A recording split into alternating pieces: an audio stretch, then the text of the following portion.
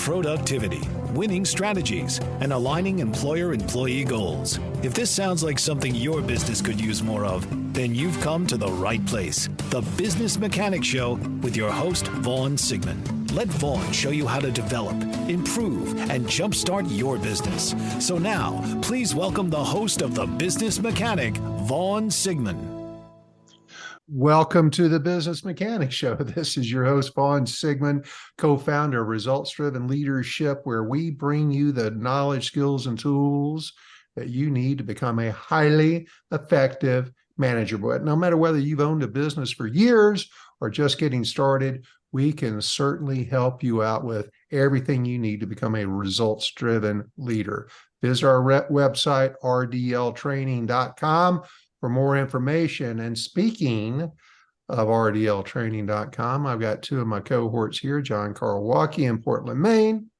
Say hello, John. Hey, folks, listeners, glad to have you here with us today and glad to be here. As always, yeah. And Eric, say hello from Carlsbad. Peace. Hello from Carlsbad, California. Glad to be here. No mistake.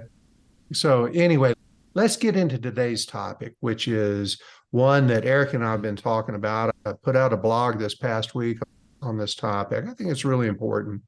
I'm going to talk about the general topic, and then we're all three going to get down in the specifics of the title of this podcast, which is Watch Being Friends and Watch the Perceptions that you're creating with the relationships you have with your direct reports, peers, and even your boss sometimes. We all have a few experiential stories we're going to share with you, but it all falls under the importance and the fine line that we have to follow under authentic leadership. We have to be authentic, real, believable, trusted leaders. That's really important. Part of that trust and being respected is we have some level of relationship that's somewhat personal. We know some things about someone's personal life enough to where they know that we know that there's some important parts of their life that we should be aware of, and we want to be able to mention that, refer to that, especially when it comes to their personal goals. Maybe they want to own a home, have children, travel the world, whatever it is. We need to know those sort of things, but it's hard to draw the line. But with some of our stories and experiences, and I've got some horrible stories I'm going to tell on myself, but that's how sometimes we learn. And I think it's what's given me the right to share some of the things I share with everybody on this podcast every week. John, who knew me 40 years ago, you still know me today, right? Oh, yeah. A little bit. Knows the mistakes I made at 25. Eric, who we've traveled in similar circles for years, and working for the same organization for a number of those. He's got his stories that he can tell. And it's some of the warnings to look out for yourself, to make sure you're not making some of the mistakes based on being an authentic leader, crossing the line of leadership, friendly leadership, and some of the mistakes you want to avoid making to keep yourself respected, trusted, and growing in your role. First thing, let's get into this having friends at work. It's important to have people that we like at work, but there's also people we don't like at work. And then it's human nature for us to want to hang out more with the people we like versus the people we don't like so much. But whether we like them or don't like them, we still have to respect them. They have to respect us. Respect is earned, not created by a title. John and Eric, and I'm going to start with Eric. When you think about having friendly relationships at work, how and where would you draw some of the lines to be careful of? It's a hard thing, knowing who I am and my high I and my DISC profile. I have a tendency to be extraordinarily enthusiastic with things I do. And it does gravitate to people, especially people that work with you as peers or even mentors. And I think there's a piece there that you have to understand who you are first. That's always most important, and know the pitfalls of being very exuberant with your fellow workers or people that work underneath you, especially. And I think that's the first phase. You have to make sure is you. With that, I think there's a thing there, and always listen to your peers and your other people when you hear stories or hear noises, I guess, in the backgrounds of things that might not be, as we would look at it, as correct or the right thing to do. And absolutely, for me, knowing who I am, there was nothing I would ever do something like that to be doing something incorrectly or trying to get taken an advantage of somebody in some way. So I think knowing yourself and knowing your people and having your confidence that can give you the straight skinny on those things is always where I would start. Be my best thing to say. So be willing to take feedback and trust that feedback if in fact someone is willing to give it to you. Absolutely. It's foundational. And John, in your mind, what are some of the things that being an authentic leader and then watching this line between becoming too friendly or familiar with somebody, what are some of the pitfalls that you would suggest you want to watch out for? I'm going to say, piggyback on what Eric said, that authenticity, going back to the self-awareness. And what was the old Greek concept, know thyself? Okay. And I think I'll put a plug here for the DISC assessment, because I think understanding where you're coming from and how you portray yourself can really work into those perceptions.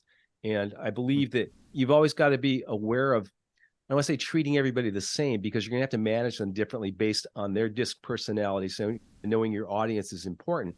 But in terms of the morals, the values, the principles that you manage your team from, you govern from, if you would, they need to be consistent. And that's not only for perception, but it's also from the standpoint of keeping your company safe, keeping yourself safe and the company safe, protecting those assets. Because again, we can put ourselves in situations that compromise us, or we're being considered to be, say, less than being equal in our treatment of people. And I think that if you do that, whether you have someone who, for whatever reason, your relationship is such that people believe that you're buddies outside of work, and that's Vaughn's friend, okay? So whenever you make a decision concerning Eric because he's Vaughn's friend, people are going to look at that looking for something. And I think that that's counterproductive, because we really want everyone to be happy, treated fairly and equitably, but included the same. So it's not always just Vaughn and Eric talking. He's talking to John as well, and including people. So I think in the past, again, we all have people, as you mentioned, that we like, that we gravitate towards. And I know I've been guilty of that in the past myself. There were people I was more comfortable with, and I spent more time with them. And again, maybe viewing it from a different perspective. Again, looking at that yourself from a mirror and seeing how you think you would be perceived. You say, I can get why people are thinking that. I'm not doing it overtly, but maybe unconsciously I am treating them a little different. So I think you got to be careful of that. Control what you can control. Here's what I'm taking out of what you just shared, John, is we've got to manage perceptions. Right. And we can't control what other people think or the story they create, but we can control what we do to make sure that we're not setting somebody up to judge our behaviors in a way that can be misconstrued in a negative light.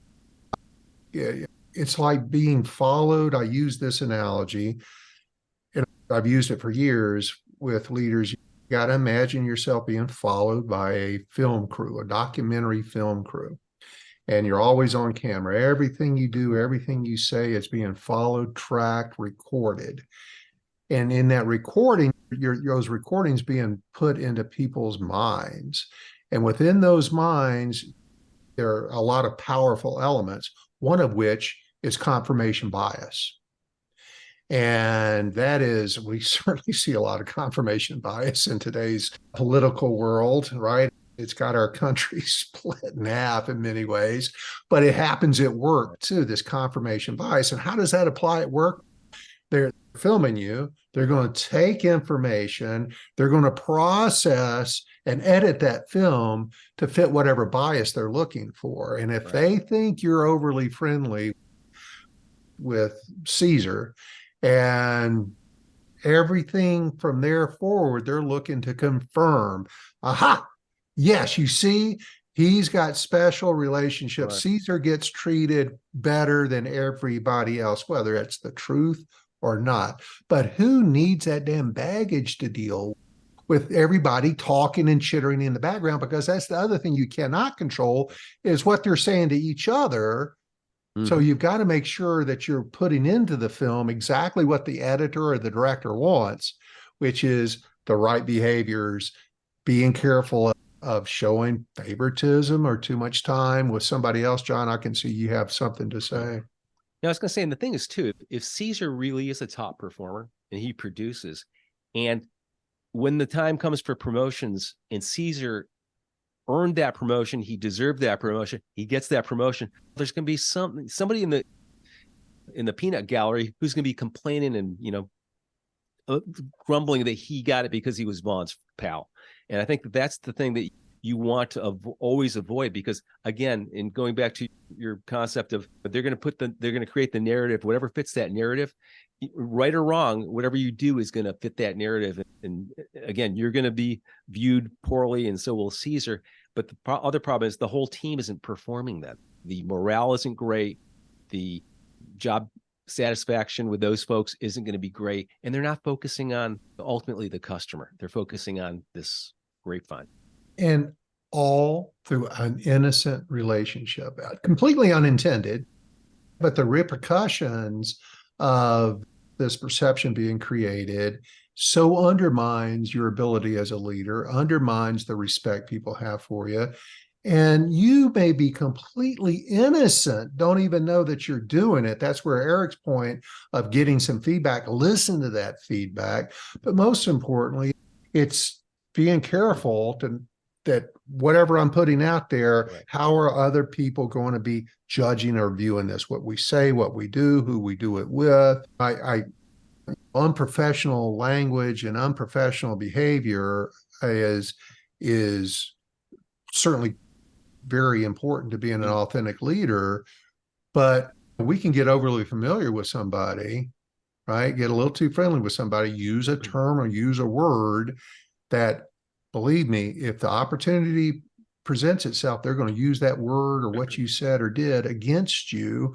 That friendliness, I'm changing the subject likely, but this is another fair weather warning, that friendliness, if that person ever fails to perform or gets themselves in trouble, will never be reciprocated. They will turn on you like a pit bull on crack. It is over, buddy. And so believe me, we're painting a very dark picture here, but if you ever think that because we're friends, they're going to give you some latitude, you are wrong. Eric has got his hand raised, and I know he's got something to say. Yeah, that will never happen. I mean, it's going to be worse than you could ever imagine, not to put it in a dark hole, but John mentioned repercussions of those type of entities, right? Those conversations and those relationships that may or may not be close, but they'll use those against you for sure, even though it may or may not have happened. That's just the way life works. So that's the thing where you have to control your narrative. You have to control your narrative. You control your brand. You control who you are, your brand that's going on. Like millennials always talk about, which is a fantastic group of folks that are interesting and innovative and smart, absolutely. And they pretty much brought to me the brand aspect of yourself and growing your brand out there. It's important to control that narrative in this avenue, because millennials usually, we like to, I say we because I'm almost a millennial, I think like a millennial, I should say.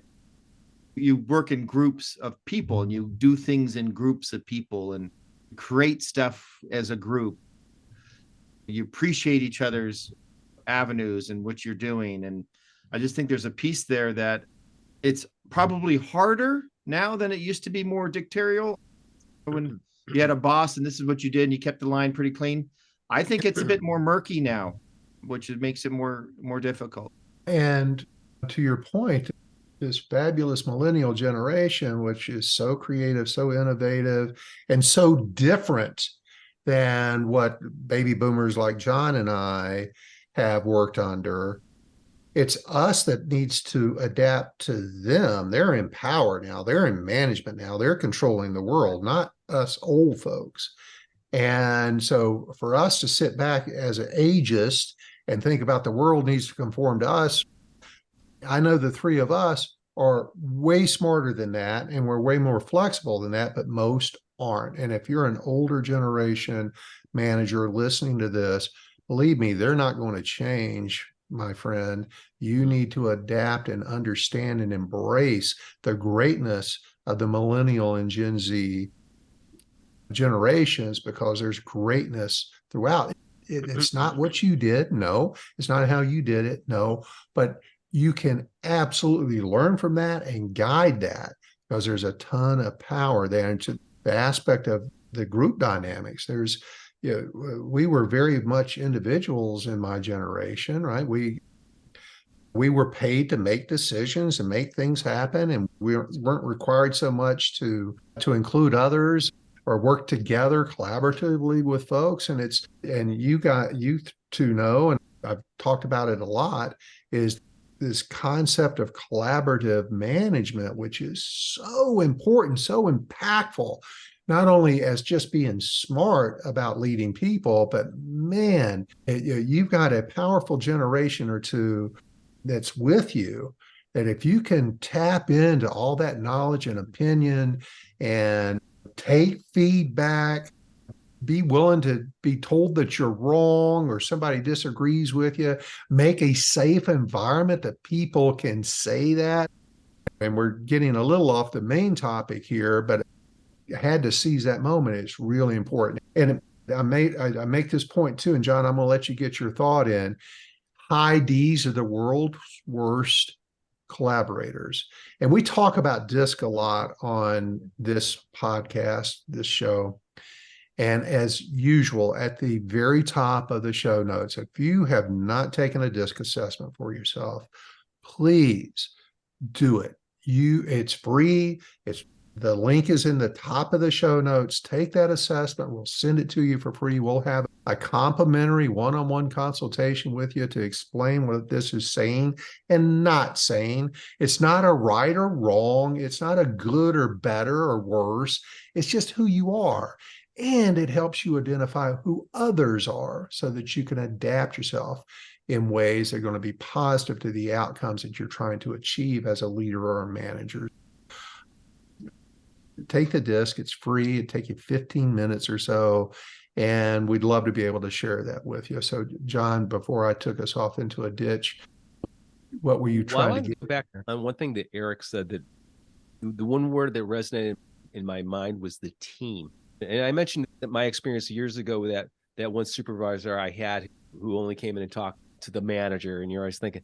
So my takeaway from that guy was every time he came in the store, I was thinking, he doesn't give a crap about anybody but himself and the manager. He doesn't care about us. So I think that was that takeaway. But Eric was also talking about the team. And the one thing we know about millennials, at least from my experience, is that those folks like to be involved. They like to be heard. Okay. And they'll have a question. They'll walk up and ask the CEO a question, which is great in my mind.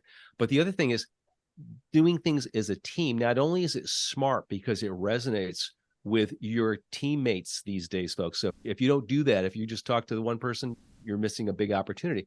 But working with the team is important for a number of reasons, because it's going to give them an opportunity to interface with you, and being part of a team is important to so many folks, especially our S members. But the other piece about that is it eliminates the perception that Eric only cares about Vaughn or Caesar. I guess it was Caesar.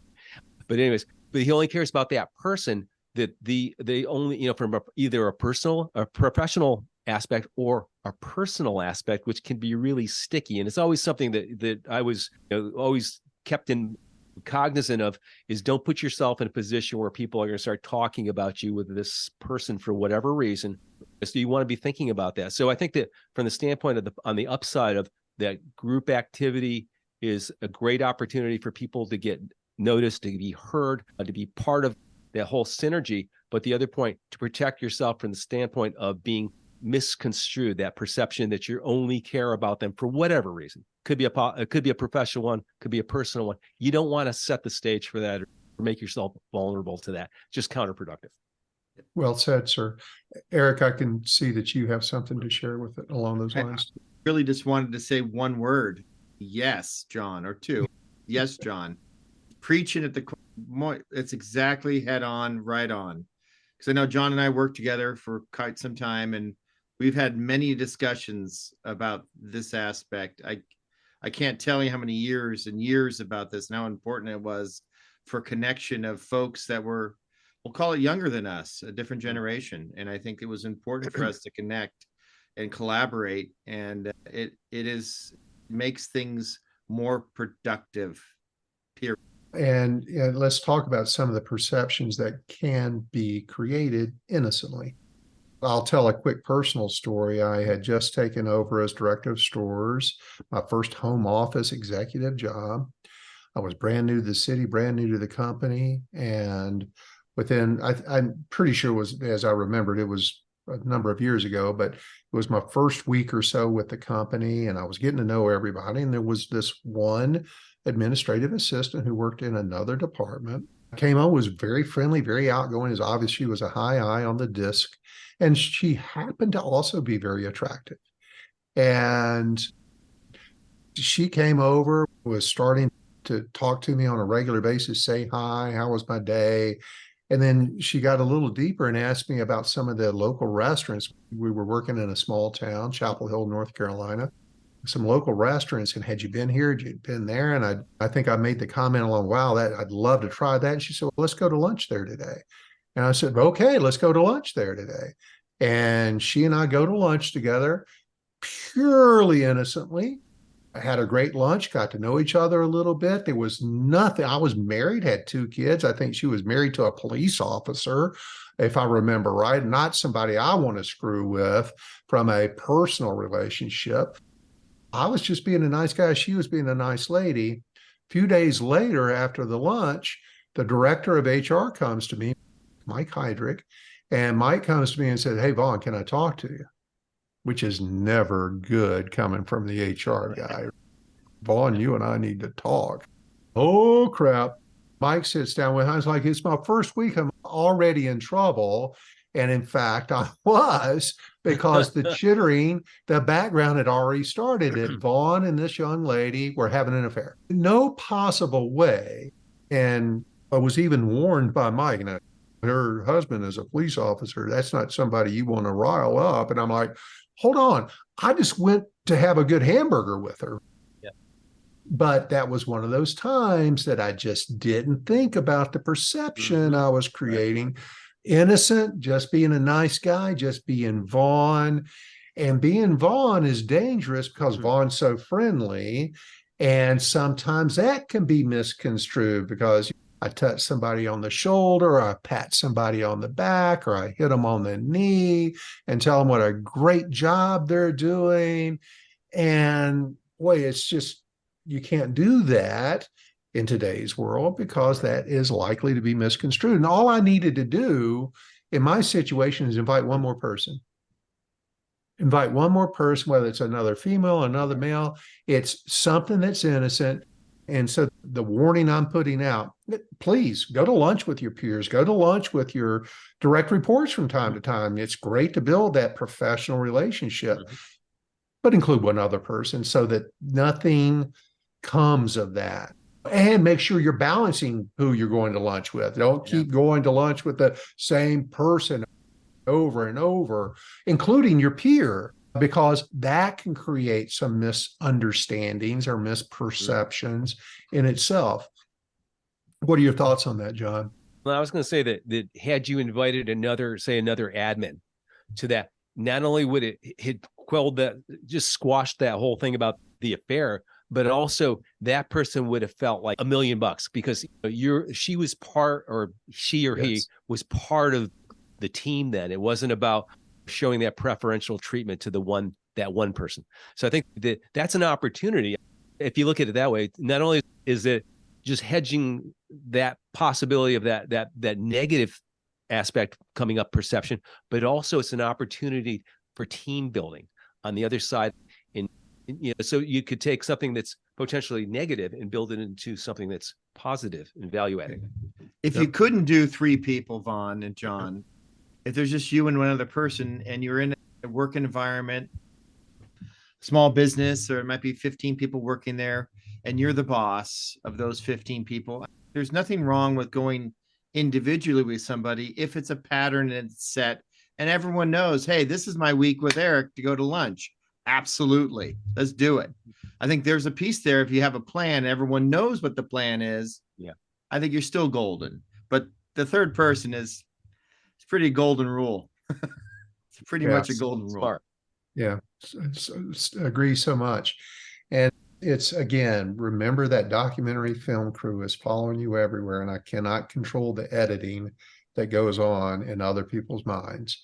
And it's all the carefulness you have to, and I'm sorry to put this pressure on people. Isn't it too bad we have to do this, that we just can't be our natural selves? But once you take on and start wearing the hat, the name badge, get the title of being a leader or a manager, a lot of the nice things I would like to do go out the window, because now you're in a position that needs to earn respect. You're going to be judged. Everything you say, everything you do or don't do is being judged. And so you've got to be super careful. And it's, favoritism on the other side of this is that if you've got an underperformer, someone who's doing poorly, your team is watching and judging you. When's Vaughn going to do something about this? When's this going to be dealt with? When is management going to deal with this? And every day that you delay, you're making two huge mistakes. One, that problem is not going to fix itself. Never has, never will.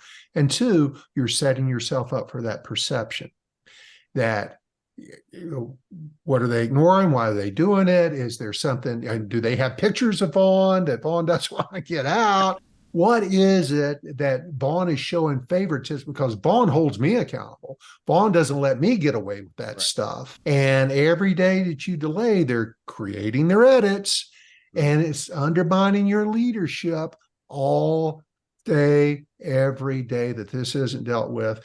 And you've got to have the courage, the courageousness to go fix it as early as possible.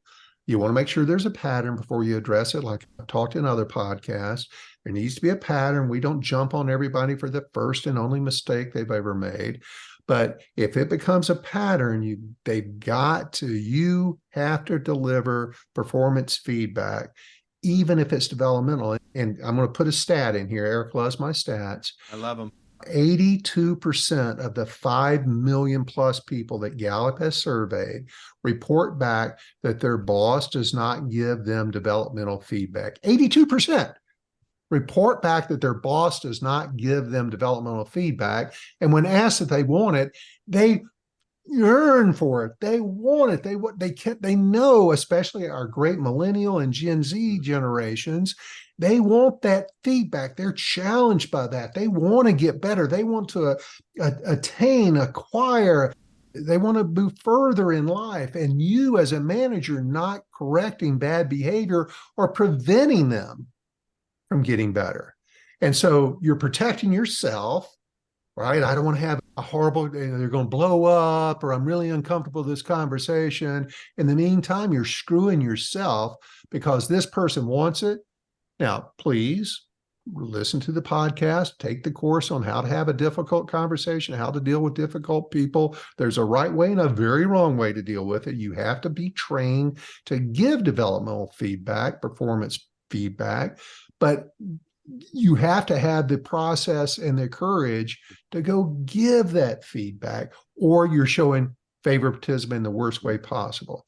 John, have you ever come across a situation, and I've got one that you will relate to, a situation where you just kept waiting on the performance to get better, that you just knew this person was worth more and had higher value and they were capable of more, and I just put it off, and finally they're going to get better. I just know they're going to get better. Yeah. And then that never happened. I think there's two things going on. So yeah, you've got this in your heart of hearts, you want them to do better and you're hoping it'll get better. I think the real reason is because you really don't want to face the situation because it ain't going to go well. So it's super easy to deliver good news and praise, but sometimes it's not so easy unless you do it the right way. But sometimes people aren't going to handle it no matter what, because they think they're doing a good job. I think the way to get ahead of that is by giving regular feedback. Because if Sally Mae thinks she's doing a great job and John thinks she's not doing very well, so John's going to go to Sally Mae and say, hey, listen, we need to have the talk. And she's going to blow up, because all this time I have never told her. And whose fault is that? So I got to say that whole piece about the regular constructive feedback, okay, useful feedback that's specific and timely. And again, it's not once a year when we do performance evaluations, folks. So those of you out there who work, especially in big corporations where you do the once a year performance evaluations, guess what? That doesn't cut the mustard. You got to be providing regular feedback, whether monthly would be great. If you're in the same office, you could do it more frequently than that, depending on how big your team is. But the whole piece is, by avoiding that feedback, that makes those conversations go a lot more difficult. In the one that I had, I had been avoiding the feedback. I didn't do it right, and shame on me. It was my fault. So that's something I walked away and said, I learned from that. I think that we all have to be striving to be better all the time. And that's something I walked away and said, that won't happen again, because again, I put myself in that position, and no, it didn't go well. Okay. So yeah, I was avoiding kicking the can down the road and hoping I didn't need to face it. It'll get better, so I won't have to deal with this because I haven't done my job. Yeah. If you give it regularly, it's fair, it's accurate. They're never going to blow up on you. It's never going to go wrong. In fact, I can count on one hand out of 40 plus years of managing people, that these conversations ever took a bad route out of thousands of them. Yeah. It's just being fair, being upfront, timely, as you mentioned. It's got to be accurate. And they appreciate I can tell you the one time that I delayed it to the annual review, saved it up, and I dumped their poor performance. They got a non-performing, underperforming review. Yeah. They were so pissed at me because, why didn't you tell me?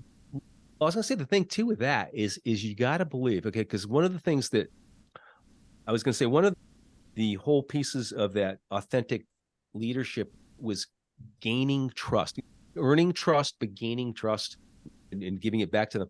And I think that when you do that, you totally erode the trust. Okay, so that trust factor is blown. It's gone. And I don't know, in my case, and again, that was the worst I ever did. And so I've got my mea culpa on that.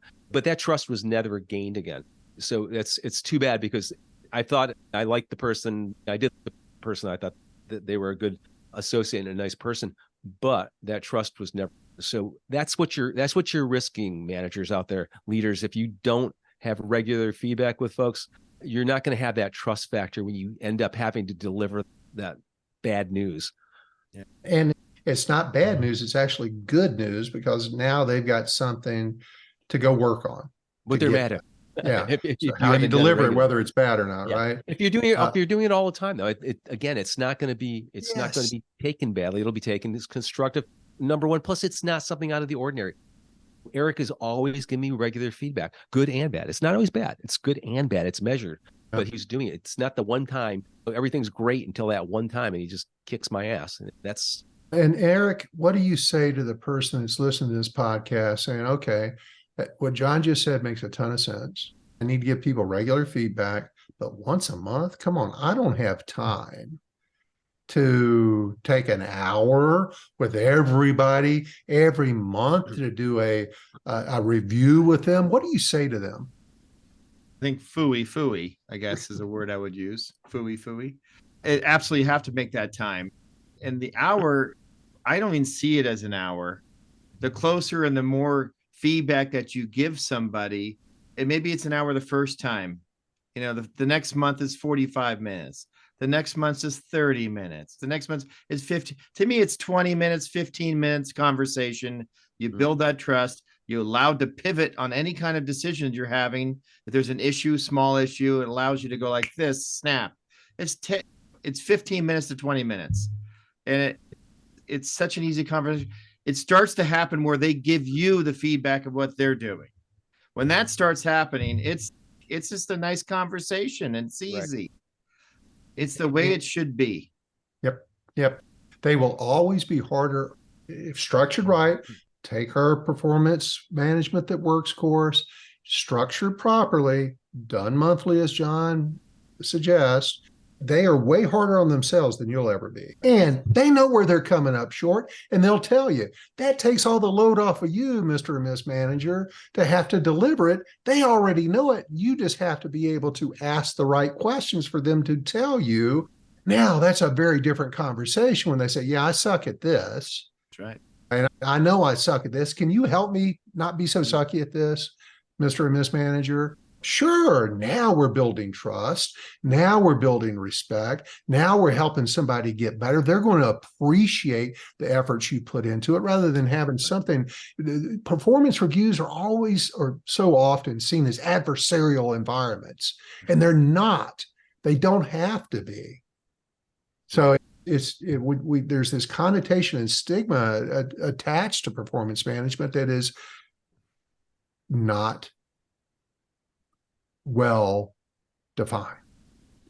John, you were about to say something. Yeah, I was going to say that, and to tell you just a story. Okay, so I'm not going to get too much into specifics, but my experience over performance management, and again over the years, and this is my personal experience, is for most of my career I worked in a corporate environment. And it was very much, I guess, run baby boomers coming up the old school, and we would have the once a year review. Okay, so I was with the company for over 30 years. And I remember we would go to the corporate office because we were all remote field people. And we would go to the corporate office to meet with our boss. And I remember this one time when we were all sitting, I don't know, I guess it was probably January or February, because we always did our review process. That was the time of year. And we're sitting in the corporate office, and we weren't in a waiting room, we were in a meeting room, but we all had appointments with the boss that day. So it was like round robin, like it'd be Vaughn first, then John would go and Eric would go. So people would go, they'd shuffle off to talk to the boss, the big boss, and then they'd come back, and you could tell by the look on their face whether it went well or they got a good raise. They'd be grumbly or they'd be really happy.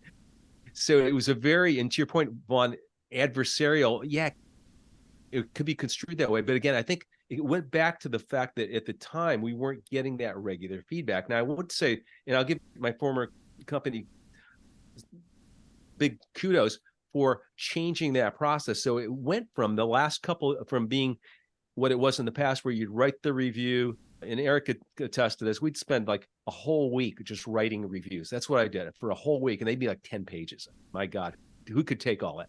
And we would deliver these reviews, and it was a whole process. It was not fun to either write them or to deliver or receive. It was no fun.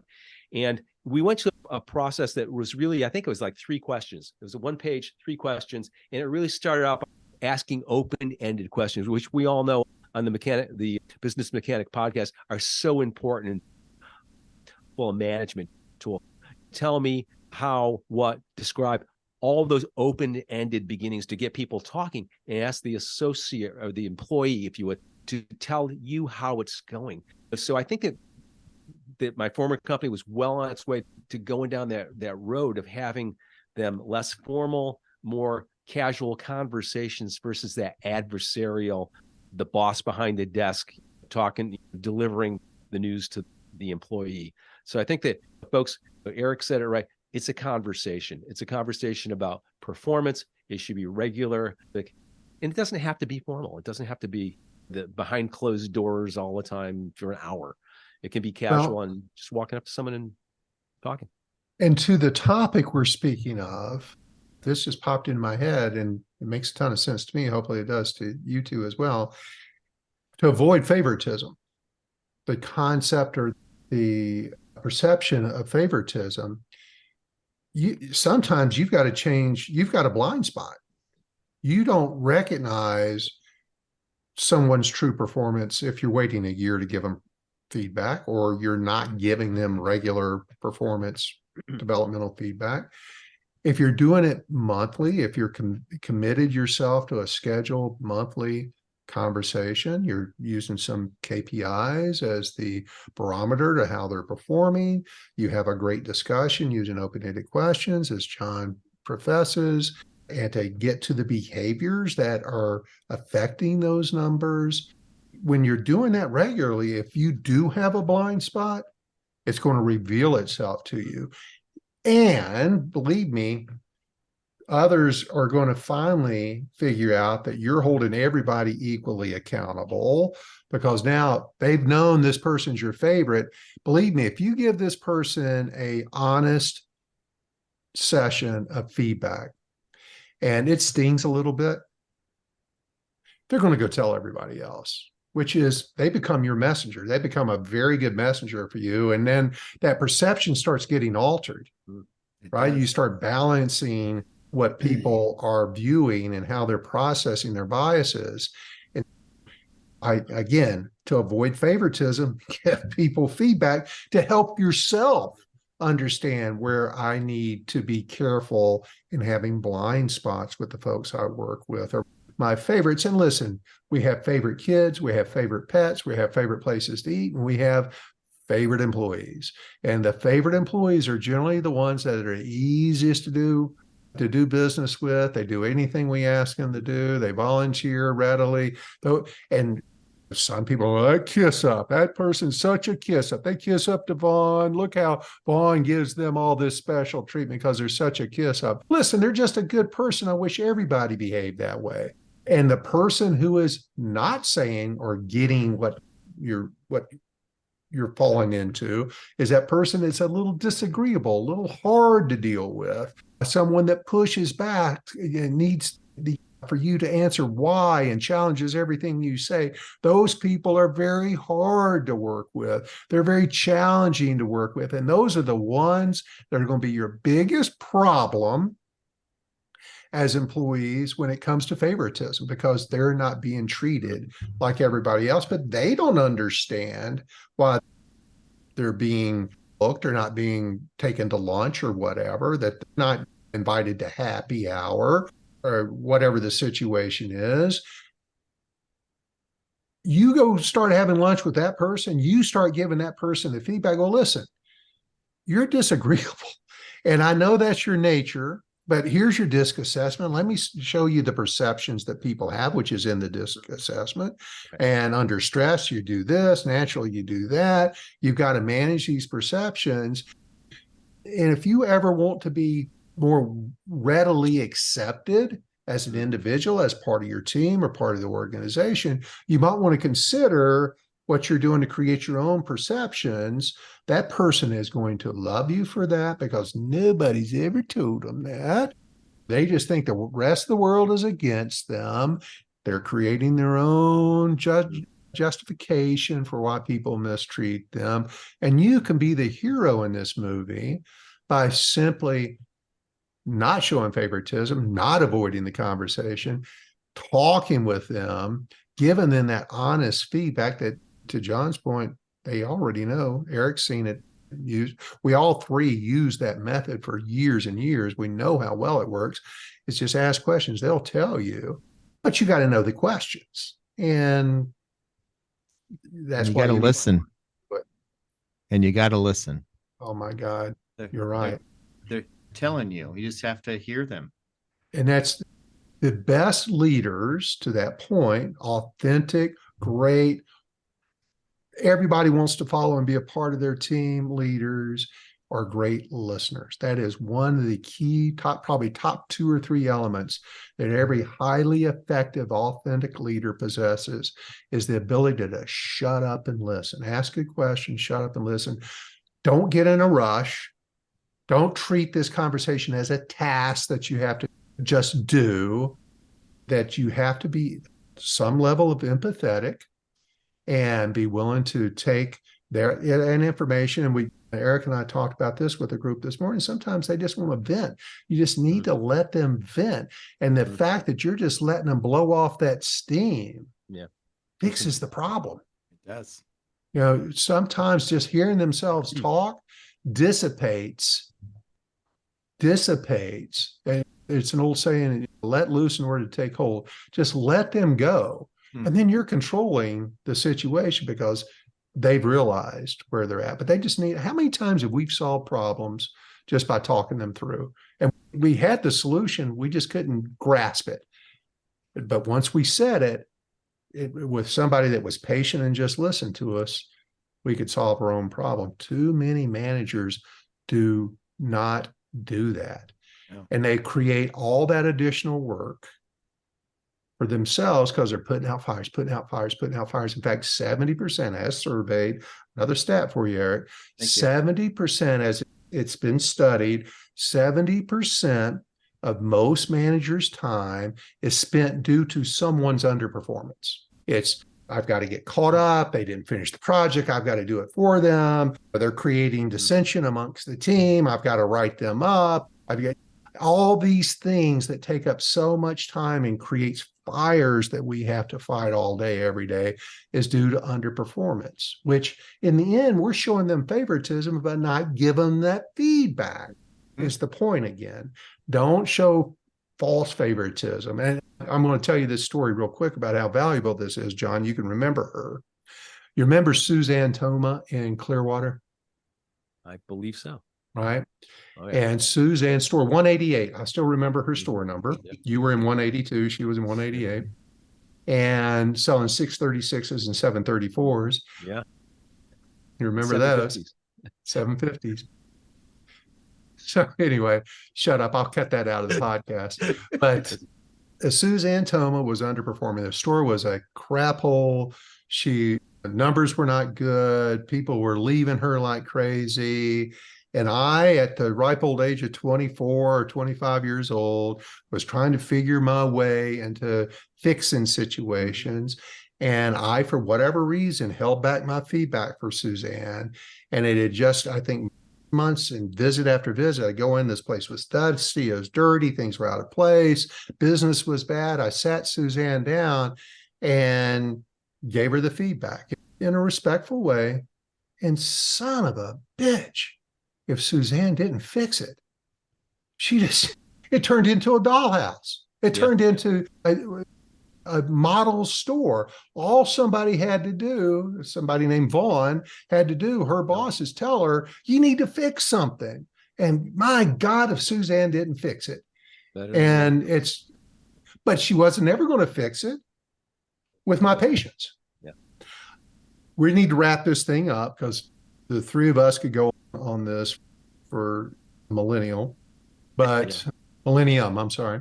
But final words, Eric Van Doren, on the avoidance of favoritism and the perceptions that creates at work. I think my final words is really leaders listen. I think that listen to your bosses, you listen to your peers, and you listen to your workforce. I think that will stop a majority of issues is listening. It's the best way to do it. And then timely feedback. Regular specific. feedback. Yeah, I think that is, I know it sounds I always do things in words and stuff, but I think that is exactly what you need to do. And understand, listen, there's always going to be people that are a bit better than other people. And we like to promote those people and spend our time with the people that are doing great things to make them better, and not the 70% of people where you're spending all that time with people who are underperforming. You want to spend the time with the people that are going to continue to grow your business and to retain those great people. So I think there's a piece there. Listening is really what a leader needs to do. That's my speak. Thank you, Mr. Eric. Good words. How about you, John? I don't think I can top that. I think Eric is spot on. But I'll just say this. Daniel, you mentioned, Vaughn, that leaders spend an inappropriate amount of time on putting fires out. And I think that we had a couple of fires we talked about. And number one was the last one was the associate performance that was bad and having to fix that because we failed to give feedback. And again, we beat that to death, but I really believe you've got to do that. I think I heard the other one is avoiding the perception of mistreatment or treatment of unequal treatment. Okay. And whether that's giving someone favors because their professional performance or who they are, or because you like them, or maybe you have other thoughts.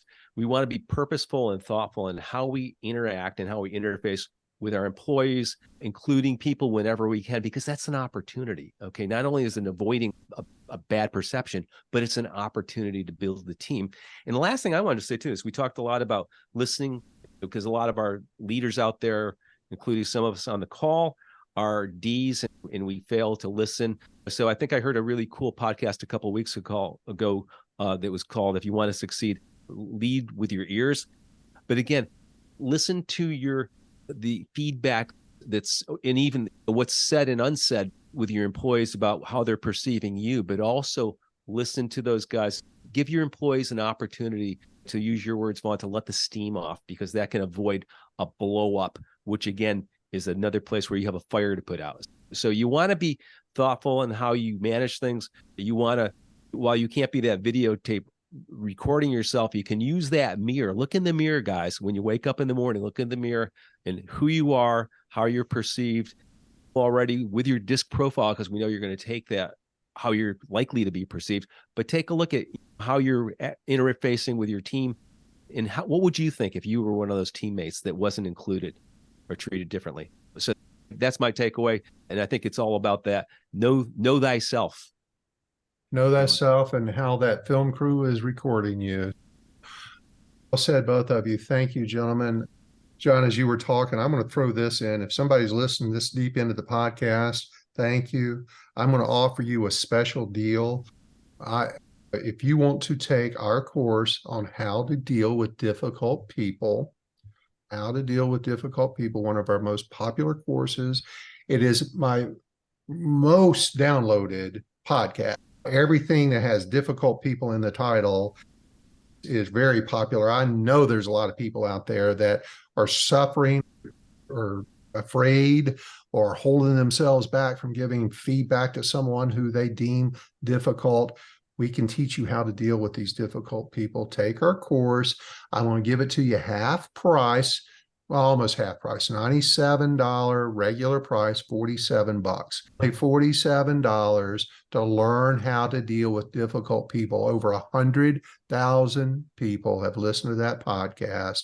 I know that you, if you're willing to spend $47, apply what you learn from there, you're going to get much more comfortable. You're going to have confidence. You'll now have the ability to go have difficult conversations with difficult people and turn the tide on the performance of your team and avoid the perception of favoritism and not holding people accountable. So with that, I'll put a link in the show. Get your DISC profile, find out what you are on the DISC scale, take yourself a course on how to deal with difficult people for only $47. Thank you all for listening. Eric and John, thank you both for being with me today. I love your support and I love your work. So glad to have such an awesome team working with me. I'm so lucky to have you. And we will talk to you all next week. See you. Well, that's a wrap on another episode of the Business Mechanic Show. If today's content resonates with you, then you're going to love what we have to offer. For those of you who are ready to take your business or personal career to the next level, we have an array of training and coaching services tailored just for you. From performance coaching designed to enhance your potential, to executive coaching that guides leaders to steer their ships towards greater success. Are you in sales management or looking to fortify your leadership acumen? Dive into our sales management training and coaching. Not only will it sharpen your strategies, but it will also provide you an ROI that's undeniable. Remember, the best investment you can make is in yourself and your team. For those seeking flexible learning options, we're excited to share our online and in-person management leadership classes. These aren't just your typical courses. They are meticulously crafted, ensuring that they align with your unique needs and aspirations. And the best part, prices start at just $47 per month, making top-tier coaching and training accessible for everyone. Your growth, both personally and professionally, can have a ripple effect, the one I call the transformational triangle of change. The skills you learn, the perspectives you gain, and the efficiencies you create can translate into increased revenues, more cohesive teams, and an enriched company culture. So why wait?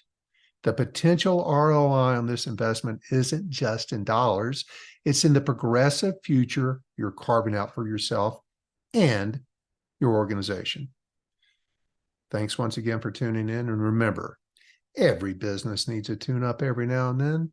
Let the Business Mechanic Show be your guide.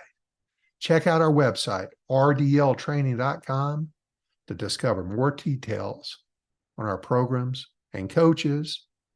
We have a link in the show notes to guide you there. Until next time, we're out of here.